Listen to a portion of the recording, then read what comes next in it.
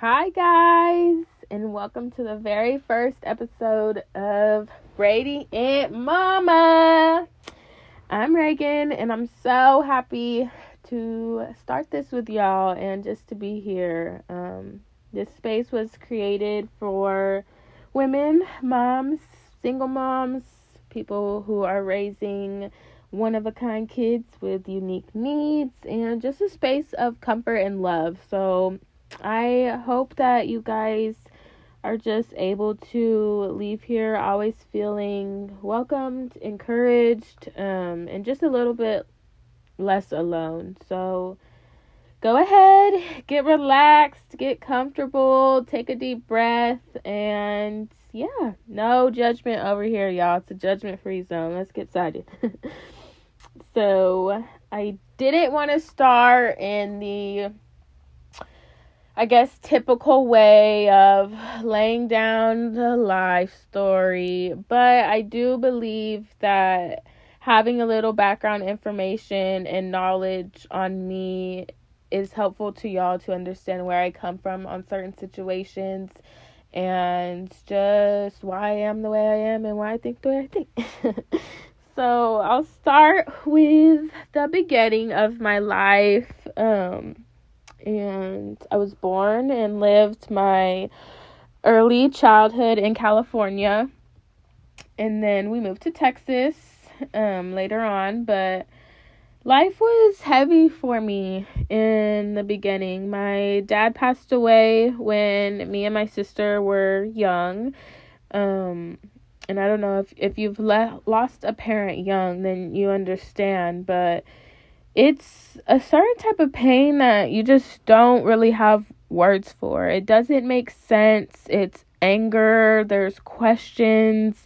And even as an adult now, I still have thoughts and feelings towards it. And just questions of not knowing, like, well, what would my life be like if he was here? Like, I wish my kids were able to meet him. I wish I was able to meet him now and just see if I was like somebody, you know. I always have kind of felt like I was just, you know, they call it like the black sheep of the family or whatever, but my mom's like my sister. Like, they're just alike. How they think, how they live life is just very similar. And so I've just always felt it out. And everyone my whole life's like, oh, you just remind me so much of your dad. Oh, you're just like your dad. And I'm like, I wish I got to know who he was, you know. And so just having those thoughts, and then also just the anger that comes with it. I guess it was a little different because my dad, when he even was alive, he was just in jail or in the streets, and just I'd never really had that fully like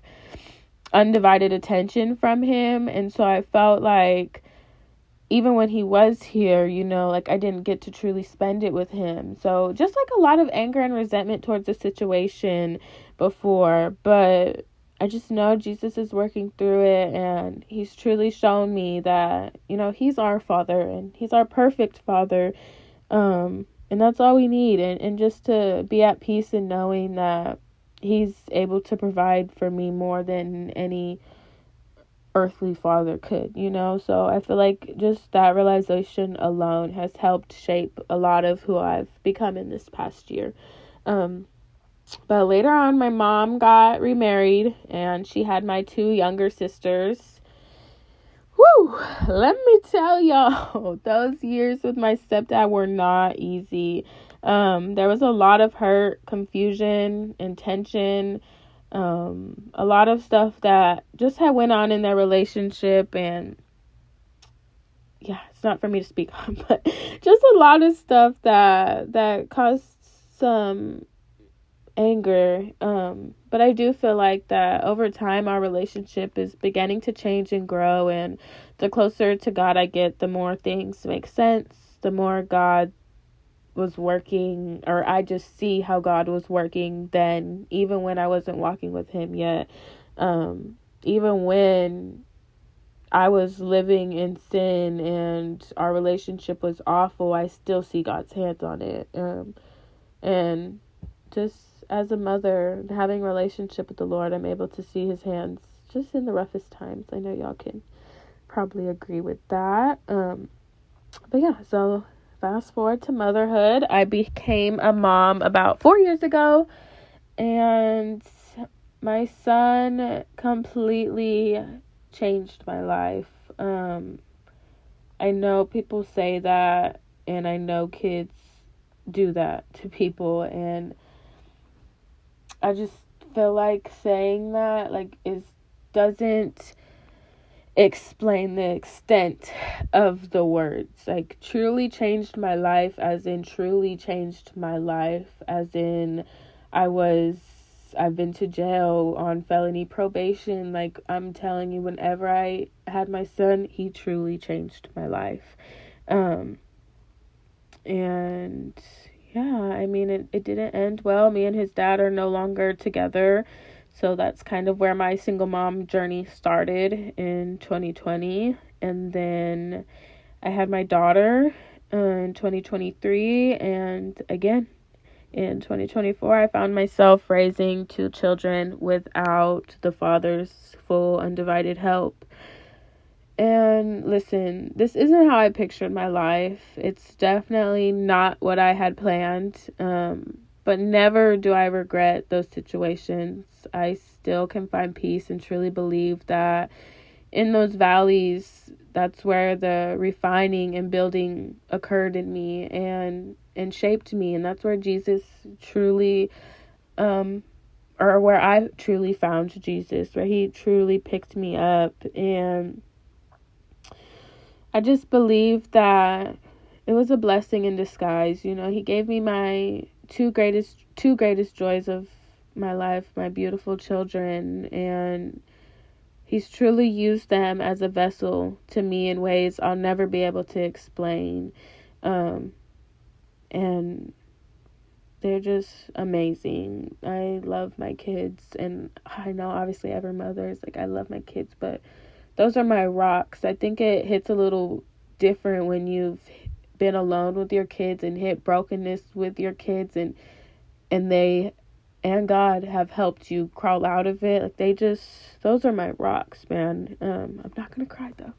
But also, with that being said, I do want to mention something that I had to realize and grasp. Just that God gives us commands, right? And these commands are not to restrict us, but they're to protect us. And I think we know that they're protection because we know that his ways are always for our good, right? Like, even when we don't fully understand them in the moment, we know that they're working out for our good, and they will work out for our good. Just like you see in Jeremiah 29:11, I'm sure y'all have all read, or Deuteronomy 10:13. And it's only when we choose to step outside of those boundaries that we open the door to sin, and sin in turn bears consequences. We've seen that also in the Bible multiple times, like Romans 6:23 and Galatians 6:7-8. You can read, I believe it's 7-8. But yeah, you can just read those, and it shows you where his rules, they're not about control. It's not this list, oh, follow this and or you will be punished, I will strike you. Like, that's not what he's meaning. These rules are not to control us, but they're to love us, to protect us. It's about his covering for us. He knows what leads to life and what leads to destruction. And because he has that deep love for us, he lovingly guides us away from the things that he knows are going to harm us. He knows what we're going to do. We're human. We sin. He knows we're going to sin before we even think of it. And no, that doesn't stop God. I still fully believe that even through I don't even want to call it a consequence, but I guess in a sense, a consequence of your action, or a consequence of stepping out of his will for your life, it produces things, and sometimes they're not fruit. I'm not saying that in my sense, but just in other areas of life, it's not always going to be, oh, you stepped out and you acted, or say for me, in instance, I stepped out and acted in sexual immorality. I had 2 children without being married, and I still feel like they were blessings, Yeah, it's been a hard road, and I do see where it could have been, where God didn't want me to have to be a single mom. He doesn't want us to live a struggling, hard life. That's not his desire for us. So I do see in those instances where, yes, it is hard, but it did produce the fruit and the blessings of my children. And I do, that's why I said I'd never forget it. But I do believe, even if it doesn't produce a blessing like children, that he's still fully in every detail, and he's still there taking away every tear. He's there in every moment you feel unseen, and he's truly turning those situations into something that still is of meaning and is still a way to reach you. And he's just in everything. And being a single mom isn't easy. You truly carry what feels like everything alone. You feel every emotion alone. Excitement, joy, anger, frustration, stress, financial burdens, you feel all of it alone. And that's how you feel. It's not, how do I say this? It's a feeling, but it's not the truth, because we know that God has never left us, and that he's there right with us, even when there's no active relationship on my end. I can still look back and see where he has never left my side, and I see his hand in what I thought was the worst of the worst. It was still a way for him to teach me something without me even knowing him. He still is in your life, and so I just feel like that's when the refining really happens. And it truly wasn't until I was completely broken that I met him in a true, real way. Like as a kid, I would go to church with different family members, or we had lived in some townhouses in California, and our next door neighbor was a pastor. So for a couple months, me and my sister were like really good in going with the kids. We would ride with them in the morning. We lived right there. So I always known of God, but I didn't know what it meant to walk with him. 2 very completely different things. But around a year ago, in April of 2024, after me and my daughter's dad's relationship was up in the fiery flames, that's when everything just shifted. My whole life shifted, obviously. I was at one of my lowest points emotionally, mentally, spiritually, and that's where he met me. He met me right there, and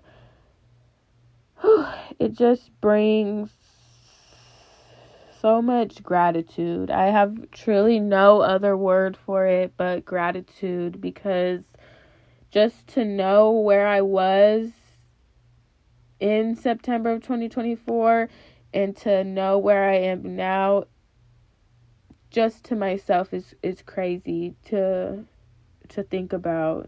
And since 2024, my relationship with him has deepened in ways that I can't even explain, which led into February of this year. I got baptized. In that moment, it was everything. It was me saying, like, Jesus, I don't want to do life alone anymore. Not motherhood, not this healing stage, not this growing stage like that. I truly want him in it all. And when I think about that day, I always think about my 3 R's that I like to call it: refining, restoration, and redemption. And it's just crazy how having a true relationship with him leads to that. And it leads to freedom from things that maybe you didn't cause, traumas that you didn't place upon yourself, but you still had to go through, or situations that maybe you did get yourself into, and you still had to, like we like to say, thug it out and get through it. But it truly just, I think someone that has just gone through a lot in life being able to know him and have a relationship with him and be able to feel and accept his peace and his strength and his grace and his forgiveness it's life changing. And I always say, like, besides the 2 days that, like, my children's birthdays, besides the days they were born, the day I was baptized is the third, like, if not the first best day of my life, like, those 3 days are 3 dates that hold so much meaning to me, and just blessed to be able to have encountered him when I did, and it's just crazy. It really is crazy. And I'm not perfect. It's still an everyday walk. But listen, guys, like, he never said it was going to be easy, and he never said that we were going to be able to walk it perfectly, and that's why he is a gracious God, and he is so merciful. And we read plenty of stories in the Bible of his people and his disciples that were put through the ringer, like the ringer, 10,000 times worse than, what we even think of. But the outcome and blessings of having a relationship with him and feeling his hands on your life and the change that will come from within it will forever be worth it, times 10. Like, I think it's so funny. I have Maverick City on social media, and just, like, they'll post little memes sometimes of their Refiner song of, like, people saying, oh, they didn't want to sing the part where it said, like, Jesus, I will burn for you, I will burn for you. But I feel like once you've hit a relationship or a space in your relationship where you truly see all that he has done for you and all that he's continuing to do and his promises over your life, like, saying that line is so easy to say. Like, Jesus, I will gladly burn for you, because, like, at this point, that's the least I could do, like, we will never be able to repay him, and he doesn't ask us to repay him for anything, but just a thank you. Like, it's just saying those words and thank you, Jesus. Like, sometimes it just doesn't feel like enough, like, I wish I could do so much more for him. And so when I see those memes and just, like, people saying, like, oh, I don't want to say those words, like, say it, baby. Like, say it. Like, man, he's just amazing. And no, yeah, like, I'm not perfect, but like I said, it's worth it. And the walk isn't easy, but it's worth it. And every day comes with its own challenges, but also its own beauty. Especially as a mom, I know we feel that, and especially as a special needs mom, the journey is anything but typical, but it's so beautiful and worth it. And that brings us to my autism journey intro. When Amari was around, I'd say, like, 13 months, I started noticing things that just didn't feel quite typical. Like, he wasn't responding to my name, his eye contact was limited, his talking was minimal, and my mom gut just knew something was different. He also has a cousin that's around the same age as him. So just seeing, like, different milestones be met. Also a first-time mom, you're always on Google or whatever app, like, what should my 11-month-old be doing? What should my 18-month-old be doing? You're just always looking and educating yourself. And so I just knew something. Like, my mom gut knew that something was different. And so I was advocating for him to get tested, but just, I guess, insurance reasons, I'm not too sure why they hold off and don't really like to do testing until 2 years old, probably because they want to weigh out just, like, developmental delays or speech delay issues. But finally, at around 2 years old, he was officially diagnosed with autism. And I remember that day, man. I felt so many emotions: sadness, guilt, fear, confusion, blame, grief, felt so many emotions, but I also felt relief.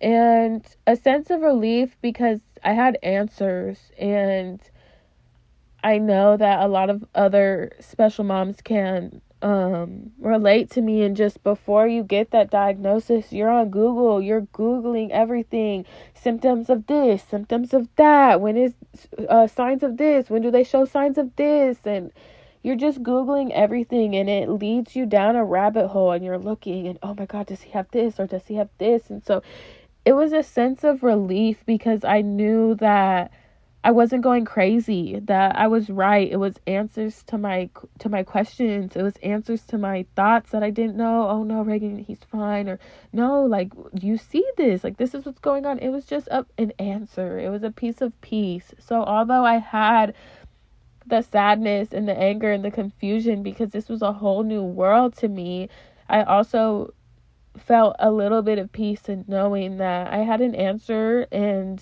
that it wasn't the end of the world, that we would work through it, that this was my son, and I knew that whatever he needed was what I was going to do. And that was never a question to me. I don't know. I never really thanked the Lord. I never really was in a place of stuckness. As soon as he got diagnosed, I was calling therapy places, and I feel like I'm getting choked up, but just hearing those words is something that I'll never forget. And now I don't look at it as so much in a negative light because I love my son, and I know how capable he is, and I know the diagnosis, and I know how blessed these kids truly are from God, but it still brings emotion, in a sense of it was grieving a life that I thought, you have kids and you think of what you're going to do and how you're going to parent. And although they can still do the exact same things as any neurotypical child can, it just looks a little different, So those first initial reactions were mostly sadness and grief for me. And I think that's okay. I don't see anything wrong with that. I don't think that feelings are wrong. I don't think that you're supposed to be happy 24/7. I understand that you can be joyous 24/7, and we actually just did a lesson about that. But I don't think that these feelings were wrong, and I think that it's good to feel them and to navigate where God is even in those feelings.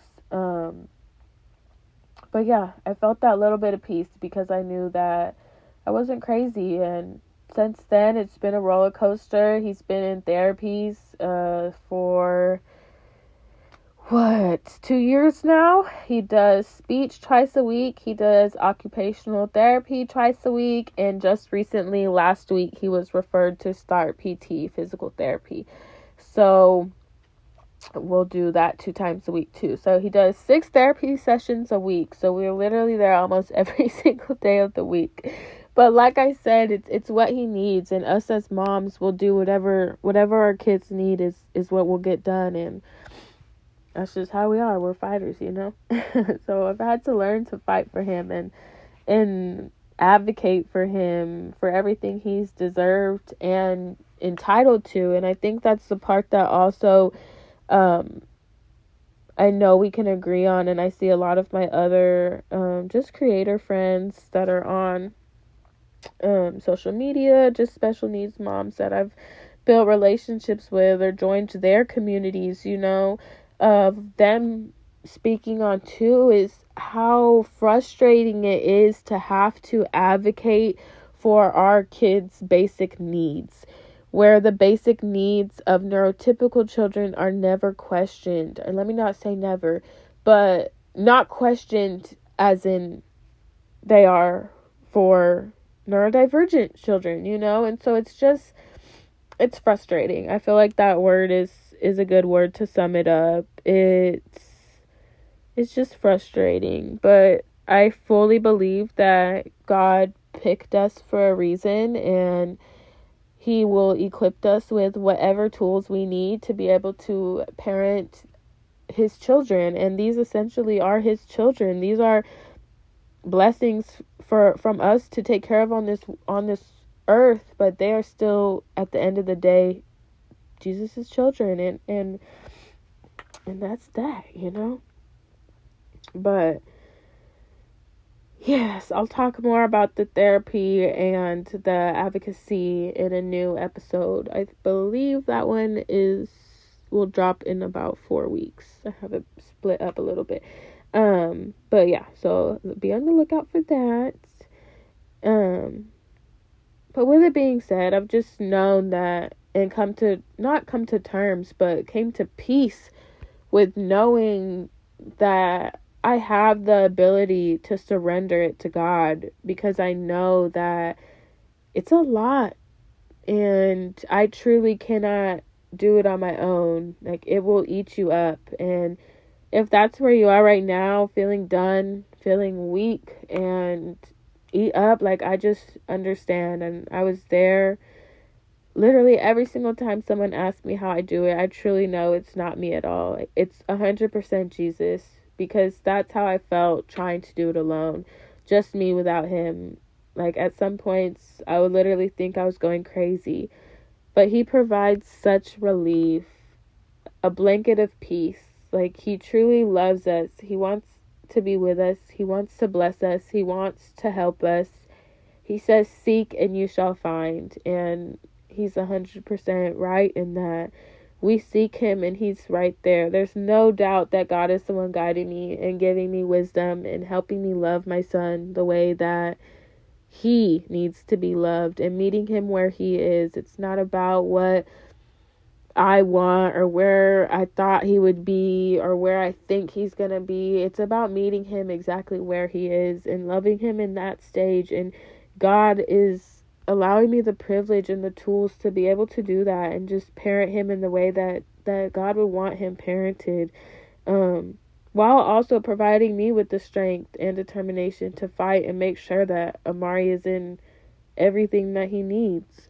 So I challenge you, if you're in that spot where I was, if you're there right now, I challenge you to turn to God, and you'll find that peace. You'll find that mental clarity. And I'm not telling you just to turn to him now when you're feeling relaxed or when you're feeling happy, but turn to him in panic. Turn to him when you're bawling your eyes out, when you're screaming alone, when you're in the kitchen feeling overwhelmed and misunderstood, when you see your calendar for the week and you already are stressed. Turn to him in those situations. When you're mad, when you're thinking about the future, when you see other kids doing things that your child may not be able to do, turn to him in those spaces, in those places, when your heart is needing, not just wanting, turn to him. And he's our Father, and he's waiting for us, our teacher. He's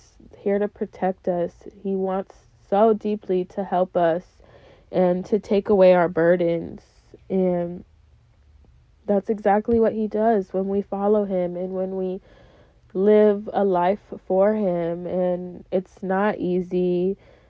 It's worth it though, and our kids are amazing. They're beautiful. They're unique. They're loving. I love Amari. Like, everybody knows to know Amari is to love Amari, and I truly believe that God has a huge purpose for him, and as he does for all of our special, beautiful babies, like, this is just the beginning. Or maybe your kids are older, and you've been dealing with this for a while, but there's purpose in all of this, in all the years and all the months and in all the doubt and all the worry. He is creating a beautiful story, and he's adding to our testimonies and strengthening us when we feel weak. And just very grateful. I'm grateful for his hand in our lives, even when we're in those seasons of panic and stress, that he's still there guiding us and bringing us to high ground. Woo, guys. So that's a little bit of the beginning, but I guess just to answer y'all's questions. If you're still questioning what you can expect from the podcast, just real stories, You'll hear my personal walk with Jesus, the ups and downs of single motherhood, the journey of parenting a child with special needs, question and answer type styles from other kids or other parents who have special needs that just want questions answered or want their story told. I have some special guests, not like celebrities, y'all, like some people in my life. Special guests that will be joining that I've learned from, that have helped strengthen me, and I think that y'all will be able to hear and get a good message from them also. But yeah, more than anything, you're just going to hear how Jesus is at the center of it, just through encouragement, scripture, lessons I'm learning. Y'all will hear moments when I'm struggling, and we'll be able to figure out together how God is truly showing up and continues to show up for us when we feel like we can't, So this is just the beginning, and I'm so excited. So if you made it to the end of this episode, thank you. Thank you for letting me share my heart. Thank you for supporting me. I truly, truly mean it. And I pray that as this podcast continues, you feel encouraged, you feel seen, and you feel stronger. I do want to say, if this resonates with you, or you know someone who needs a space like this, go ahead and share it. You can also follow on Instagram. It's radiant_mama, just to stay up to date. And my messages are open. So please, I'd love to hear y'all's stories and questions. If you want to be shown, just let me know. If you want it in private, that's fine. I don't mind, whatever y'all prefer. And yeah, let's go ahead and bow our heads so we can close in prayer. Whew. Dear God, I just want to thank you, Jesus. I want to thank you for these ladies that are listening. I want to thank you for every listener right now, Jesus. And first and foremost, may you let all the glory go to you, God, and allow me to just be a vessel to them. Thank you for their life, Jesus. Thank you for their story, for the fact that we know we're not alone, because we know how much you love us, Jesus, and how you are truly with us every day. God, I lift up every mother, every woman walking through pain, uncertainty, or any type of exhaustion right now, Jesus. Remind her that she's seen, that she's loved, and she's chosen by you, Lord. I pray for her strength. I pray for the mom who's tired right now, Jesus. I pray for peace for the one who's overwhelmed and stressed. I pray for joy for the one who feels forgotten or sad or in a season of anger, Jesus. I pray that you truly wrap your arms around them and provide them with peace that only you can provide them with, God. I pray that you just guide us as mothers, as women, and as daughters of you, Lord, that we can trust you even when we don't understand or maybe not even want the path that we're on, Jesus, that we can still find trust and gratitude in you. And I just thank you so much for being faithful, for truly being with us even in our weakness, God. Thank you for never giving up on us, Jesus. Thank you. And as we continue this journey together through this, Jesus, I just pray that your voice be louder than the noise around us, God. I pray that you continue to protect us and to lead us in our everyday life, Jesus. I pray that you are able to speak through me and to use me to be a vessel of these women, Lord. And I just thank you so much. In Jesus' mighty, mighty name. Amen. Woo! That sounded country. But until next time, remember you're not alone, that Jesus is with you, that I love y'all, and that's it. Episode 1 is out. Toodles, babes.